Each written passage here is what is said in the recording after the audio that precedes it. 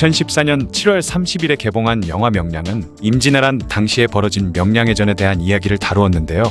너무나도 극적인 전개 덕분인지 총 관객수 약 1760만 명을 기록하며 국내 상영 영화 중 최고 관객수 1위에 오르게 되었죠. 그 이후 8년이 지난 2022년 지금 영화 명량의 후속작이자 프리퀄인 한산용의 출연이 7월 27일에 개봉할 예정이라고 합니다. 이 영화 한산은 명량해전 전에 있었던 사건을 다루는 영화로 행주대첩, 진주대첩과 더불어 임진왜란의 3대 대첩 중 하나인 한산도 대첩에 대한 영화라고 하죠. 오늘은 이 한산도 대첩에 대한 이야기를 해볼까 합니다. 1592년 4월 14일 왜군의 선봉장 고니시 유키나카는 바다를 건너 조선을 침략했습니다. 그리고 부산진과 동래성, 상금대 등에서 조선군과 맞붙어 승리했고 파죽지세로 진격해 불과 20일도 안 되어 한양에 함락되고 말았죠. 하지만 이미 도망간 선조를 잡으려고 뒤를 쫓은 고니시 유키나가는 임진왜란 발발 60일 만에 평양성마저 함락시켰습니다. 그가 평양에 도착했을 때 선조에게 한 장의 서찰을 보냈는데요. 그 내용은 바로 우리 수군 10만 명이 곧 서해로 도착할 것인데 임금께서는 이제 어디로 가시렵니까? 라는 굉장히 오만방자한 내용의 서찰이었던 것이죠. 이는 즉 수군이 도착하면 보급도 하고 얼마 안가 의주까지 점령할 텐데 선조 네가 어디까지 도망갈 수 있겠냐 하며 선조를 조롱했던 것입니다. 고니시 유키나가의 이런 거만한 내용의 서찰은 얼마 안가 개소리 이미 밝혀지는데요. 서찰을 보낸 이후로 그는 아무데도 못 가고 평양성에 갇히고 만 것이죠. 왜냐하면 기다리던 수군 10만은커녕 식량 보급이나 전쟁 물자 보급도 전혀 오지 않았던 것입니다. 그 이유는 바로 한산도 앞바다에서 이순신이 이끄는 조선 수군이 왜 수군을 개작살내고 조선의 바다를 전부 장악해버렸기 때문이죠. 당시 조선군은 육지에서 왜군에 맞서 싸웠지만 일진일퇴를 거듭하고 있었습니다. 당시 왜군은 빠른 속도로 한양으로 진격해 선조를 잡아 순식간에 전쟁을 종결시켜버리려는 계획을 가지고 있었죠. 하지만 이순신에게 처맞기 전에는 다들 그럴싸한 계획이 있는 법. 당시 전라자수사 이순신이 이끄는 함대가 사천과 당포, 당항포, 그리고 율포 등에서 왜의 수군을 일방적으로 아작내고 있었던 것입니다. 그러다 보니 왜의 수군은 한 발짝도 지나가지 못하고 있었던 것이죠. 그러자 다급해진 도요토미 히데요시는 다시 제해권을 장악하고자 수군의 병력을 늘리기 시작했는데요. 당시 용인 전투에서 수적 열세에도 불구하고 조선군에게 대승을 거둔 와키자카 야스하루를 부산으로 급파했으며 오다 노부나가 시절부터 왜의 수군 최강자로 불리던 구키 요시타카를 비롯한 가토 요시아키도 부산으로 데려온 뒤 조선 수군을 토벌하라는 명을 내렸습니다. 그렇게 와키자카 야스하루의 70여 척의 배와 구키 요시타카의 40여 척의 배, 그리고 가토 요시아키까지 왜의 수군은 구키 요시타카를 중심으로 부산포에 집결했죠. 이 소식을 들은 이순신은 전라우수사 이역기와 함께 전라 좌우도의 전선 48척을 본진이 있는 여수 앞바다에 집결시켜 합동훈련을 했습니다. 그리고 다음날 48척의 배를 거느리고 출진하자 경상우수사 원균이 함선 7척을 가지고 합세해 조선의 수군 전력은 전함 55척이 되었죠. 그런데 용인 전투에서 대승을 거뒀던 와키자카 야스하루는 조선군과 이순신을 업신여기고 있었습니다. 그렇게 음력 7월 7일 자신의 함대 70여 척을 이끌고 단독으로 출격해 견내량으로 옮겨 그곳에서 정박을 했는데요. 왜 수군이 견내량으로 옮겨왔다는 정보를 전해들은 이순신은 군 간부들을 소집해 전략회의를 하고 견내량에서 한산도 근처 바다까지 적을 유인한 뒤 일시에 섬멸할 계획을 세웠죠. 견내량은 거제도와 통영 사이에 있는 바다로 길이는 약 4km에 폭이 600m도 안 되는 좁은 해협이었던 데다가 심지어 암초도 많고 조류의 흐름도 역류였기 때문에 조선 수군의 주력선인 판옥선이 서로 부딪힐 가능성이 있었으므로 적들과 전투를 벌이기에는 좋지 못한 곳이었습니다. 그렇게 1592년 7월 8일 이순신은 먼저 판옥선 6척을 왜의 수군이 주둔하고 있던 견내량으로 보냈죠. 판옥선을 발견한 적군은 조총을 쏘며 공격을 해댔는데요. 이에 판옥선이 슬금슬금 도망치려는 제스처를 보이자 그것을 본 적군은 곧바로 추격하기 시작했습니다. 충분히 함정이란 것을 눈치챌 수 있었겠지만 이미 병력 1500명만으로 조선군 5만 명을 격퇴한 용인 전투를 경험했던 와키자카는 이미 조선 수군을 얕보고 있었기 때문에 도망가는 판옥선 6척을 뒤도 안 돌아보고 곧장 따라갔던 것이죠. 그렇게 좁은 견내량을 지나 거침없이 쫓아오던 와키자카 야스하루의 함대는 결국 이순신이 파놓은 함정에 제대로 걸려들고 말았습니다. 도망치는 척 하던 판옥선이 작전 수역인 한산도 앞바다에 진입하자 한산도 좌우의 섬에서 숨죽여 대기하던 조선의 전 함대가 한순간 배를 돌려 하객진을 펼쳤고 와키자카의 함대를 포위한 뒤 무자비한 공격을 퍼붓기 시작했던 것이죠.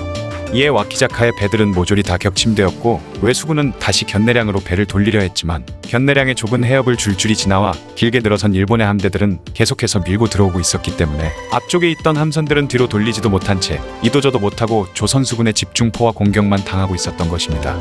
거기다가 조선의 판옥선이 그들의 배로 다가가 화약이 담긴 폭발탄을 던져 넣어 외의 함선들을 모조리 불태워버렸죠.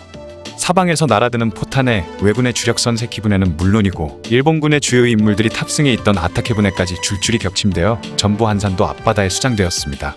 이때 와키자카 야스하루의 가신인 와키자카 사헤와 와타나베 시치에몬 등 중요 지휘관 여럿이 전사했죠. 심지어 총대장이던 와키자카 본인도 화살에 맞아 부상당했으며 그는 쾌속선으로 배를 바꿔 타고 도망가기 시작했습니다. 그러자 조선 수군은 불화살을 쏘아대며 와키자카를 집요하게 쫓기 시작했죠. 와키자카와 외 수군 400여 명은 조선 수군에게 쫓기다가 결국 당시 무인도이던 한산도에 배를 떼고 육지로 도망쳐버렸는데요. 쫓아오던 조선 수군은 왜군들이 버리고 간 배들을 불태워버렸죠.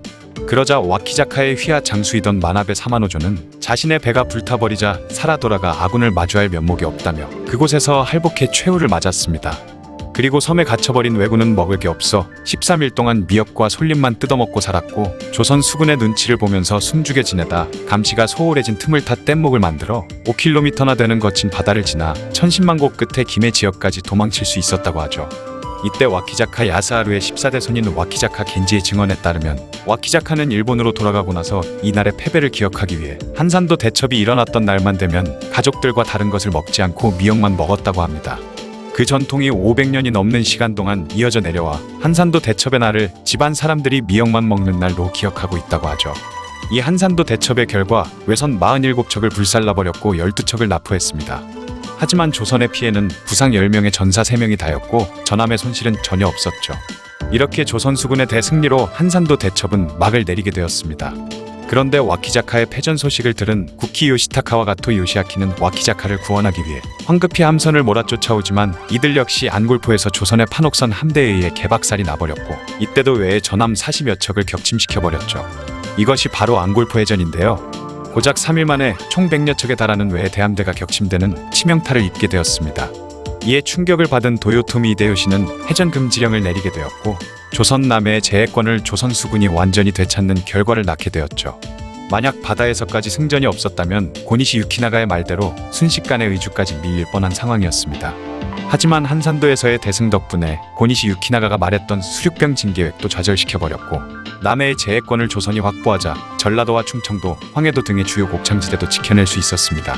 또한 육지를 장악하고 있던 왜군 때문에 전라도와 충청도의 식량을 운반할 수 있는 유일한 방법은 배를 이용하는 수밖에 없었죠. 그 덕분에 해로를 통해 조선군과 명나라군의 식량을 조달할 수 있었습니다. 반대로 일본은 제해권을 빼앗기면서 식량과 전쟁물자 보급 그리고 중요한 병력 충원까지 모조리 막혀버린 것인데요. 육로는 의병들에 의해 막혀버리고 바다는 이순신에게 막혀버리면서 이 덕에 기고만장하던 고니시 유키나가와 그의 군대는 이듬해의 평양성을 다시 빼앗길 때까지 밥도 제대로 먹지 못했고 추위와 싸우며 세월만 보내야 하는 상황이었다고 하죠. 또한 한산도에서 대승했다는 소식이 조선 각지로 퍼지면서 사기가 꺾여있던 조선군과 의병들에게 활기를 불어넣어 주었습니다. 이에 의병 활동도 더욱 활발해졌죠. 해안가에서 거주하던 백성들은 수군 의병이 되어 이순신과 함께 왜군에 맞서 싸우기도 했으며 근처의 지형이나 바닷물의 조류와 흐름 등을 알려줘 이순신이 전략을 짤 때 굉장히 큰 도움이 되었습니다. 이 수군 의병들은 이후 명량해전에도 많은 도움을 줬는데요. 이순신이 그들에게 육지로 돌아가라고 명령했지만 따르지 않고 판옥선 뒤에 자신들의 어선을 대어 배가 많아 보이는 것처럼 보이게 하기도 했죠. 그렇게 한산도 대첩은 조선군이 반격의 교두보를 확보할 수 있었던 정말 중요한 전투였던 것입니다. 이순신은 한산도 대첩의 공으로 정원대부, 이역기와 원규는 가이대부로 승서되었죠. 이 한산도 대첩은 세계의 다른 해전들에 비해 군사학적으로 굉장히 가치가 높은 전투로 바다에서 이토록 정교하게 적들을 유인하고 포위해 선멸한 전투는 세계사적으로도 드물다고 합니다. 한산도 대첩은 행주대첩, 진주대첩과 함께 임진왜란 3대 대첩으로 불리며 또한 을지문덕의 살수대첩, 강감찬의 귀주대첩과 함께 한국사 3대 대첩이라 불린다고 하죠. 한산도에서 그 유명한 하객진을 펼쳐 단 3일 만에 100여 척의 왜군 함선을 다 때려 부숴버린 한산도 대첩에 대한 이야기였습니다. 영상을 봐주셔서 감사합니다. 더 재미있고 유익한 영상으로 다시 찾아뵙겠습니다. 구독과 좋아요 꾹 눌러주시고 댓글도 부탁드려요.